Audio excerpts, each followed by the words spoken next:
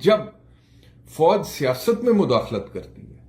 جب فوج حکومتیں بنانے اور گرانے کا کام کرتی ہے، جب فوج پولیٹیکل انجینئرنگ کرتی ہے، جب فوج پولیٹیکل وکٹمائزیشن میں اپنا کردار ادا کرتی ہے، جب فوج مینیپولیٹ کرتی ہے ایگزیکٹو کو بھی، بیوروکریسی کو بھی، جوڈیشری کو بھی اور پارلیمنٹ کو بھی، اور الیکشنز کے نتائج میں بھی جو رد و بدل ہوتا ہے اس میں بھی فوج پر سہولت کاری کا الزام لگتا ہے، تو پھر ان ساری باتوں کی وجہ سے جو عوام اور فوج کے درمیان ایک رشتہ ہے وہ متاثر ہوتا ہے. وہ خلیج جو ہے وہ آٹومیٹک، وہ ضروری نہیں ہے اس کے لیے کہ کوئی ملک دشمن عناصر آ کے عوام کے کان بھر رہے ہیں. آخر کار جیتے جاگتے عوام ہے نا، اور وہ سوچتے ہیں اور ان کی اپنی ایک سوچ ہے، اور اگر اس سوچ کے خلاف جا کے فیصلے ان کے اوپر تھوپے جائیں گے، مسلط کیے جائیں گے، اور پھر اس سے اختلاف کرنے والے کو یا ڈس ایگری کرنے والے کو نشان عبرت بنایا جائے گا یا اس کو نتائج فیس کرنے پڑیں گے، تو خلیج اپنے آپ ڈلتی ہے.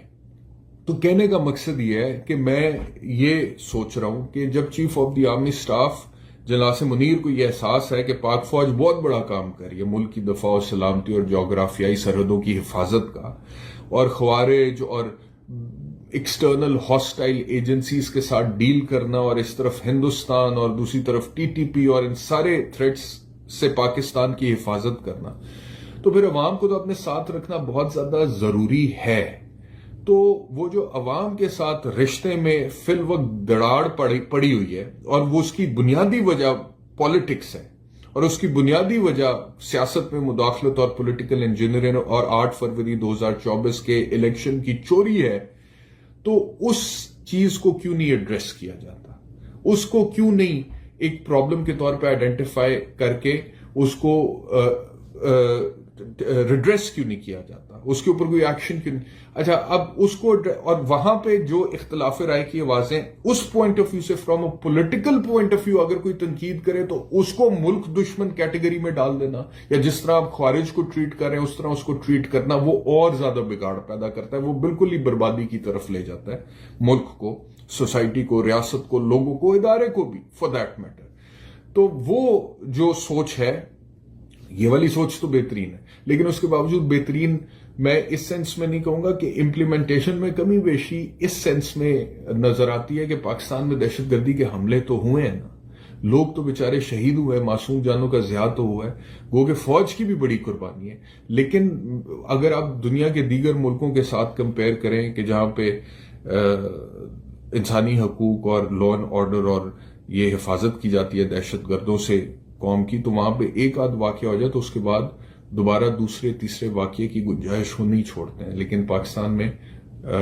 پہ در پہ بہت سارے واقعات ماضی میں بھی ہوئے ہیں، اے پی ایس پشاور جیسے واقعے بھی ہوئے ہیں، اور ابھی تک کوئی نہ کوئی دہشت گردی کا واقعہ ہوتا ہے. لیکن کہنے کا مقصد یہ ہے کہ اگر اس ایشو سے ڈیل کرنے کے لیے آپ کو عوام کی سپورٹ چاہیے تو پھر آپ کو عوام کے سینٹیمنٹ کو رسپیکٹ کرنا پڑے گا، پھر آپ کو سیاست سے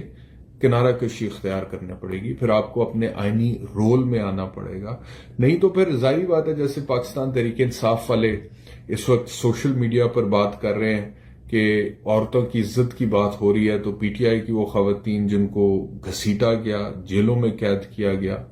ٹارچر کیا گیا، کیا وہ خواتین نہیں ہیں؟ کیا ان کی کوئی عزت نہیں ہے؟ جب بشرا بی بی پہ عدت میں نکاح کا کیس بنایا گیا تو کیا وہ خواتین کی عزت کا پرنسپل جس کا حوالہ دیا جا رہا ہے اس کے خلاف نہیں ہے؟ اور پھر میں دیکھ رہا تھا اظہر مشوانی پاکستان تحریک انصاف کے ایک کارکن ہیں اور سوشل میڈیا پر میرے خیال میں پی ٹی آئی کو مینج کرتے ہیں، ہینڈل کرتے ہیں. انہوں نے ایک ٹویٹ بڑا سخت کیا. انہوں نے کہا کہ صرف زمین پر فساد کرنے والوں کو نہیں سزا کا حکم ہے، بلکہ اپنے حلف سے غداری کرنے والوں کو بھی سزا کا حکم ہے. اور وہ پیچھے جو پھر حلف ہے جو کہ کوئی بھی فوجی اٹھاتا ہے فوج میں بھرتی ہوتے وقت، غالب ہمیں نہ چھیڑ کہ پھر جوش اشک سے